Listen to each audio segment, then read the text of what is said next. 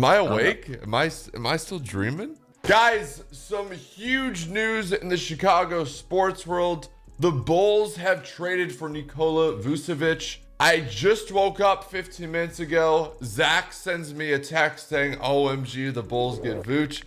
And I immediately go to Twitter and see that it is real.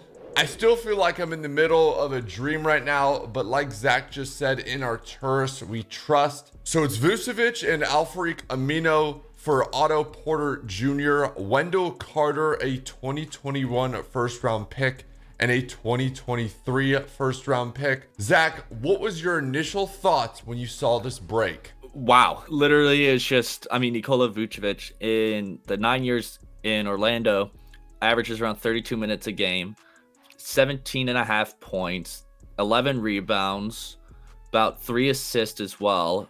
He's not the greatest on defense, but you cannot be upset with a all-star this year. He was an all-star 2 years ago in 2018, 2019. A two-time all-star joining up with Zach LaVine. Yeah, Zach, I don't know. Like we said, the last time the Bulls had 2 all-stars had to have probably been Joakim and Derrick Rose. The pick and roll with Vooch and Zach LaVine is going to be disgusting. I do worry about our defense. I don't think there's any way we're going to pair Lauri and Vucevic up together. I feel like Lauri's going to have to be traded now.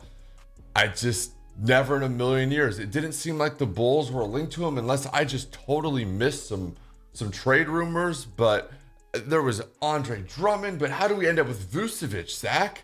I have no idea how this happened.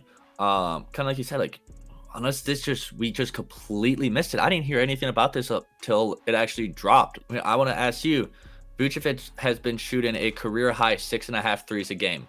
Would you want him to continue that? You know what, man? I don't watch a ton of Orlando Magic basketball, but whatever Vucevic is doing, he's doing right over there.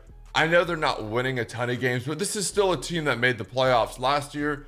So whatever he needs to do to be successful in Chicago, I feel like Arturas feels like he's going to become a cornerstone of our offense and potentially a player we can build around.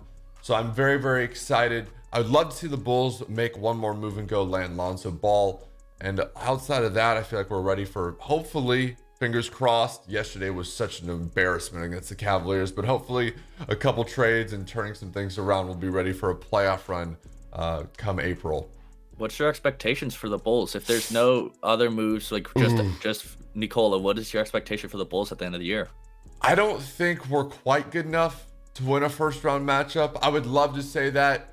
I just don't see us beating a Milwaukee Bucks team or a 76er team. I think our matching up against the 76ers and Joel Embiid is going to be a little bit easier, hopefully, in terms of the fact that Vooch and Embiid can both go score for score. But I still think if they could give us an exciting first round matchup, watch us not even still make the playoffs. If we can make the playoffs and maybe win a game or two in the first round, I'd be happy with that. I also like the idea of adding a player like Vooch and having 2 stars in Chicago will make the city hopefully a little bit more attractive for free agents and Arturas. So I'm overall very, very excited with this. I believe, Zach, correct me if I'm wrong, Evan Fournier was traded to the Celtics, correct? Yes. And then you said JaVale McGee went back to Denver. He's back home. So right now, those are the only other 2 moves besides this blockbuster deal that we just reported. So I'm sure there'll be plenty more, and we will have all that for you guys. Make sure you do check out Zach. He streams over on Twitch, and he is linked down below.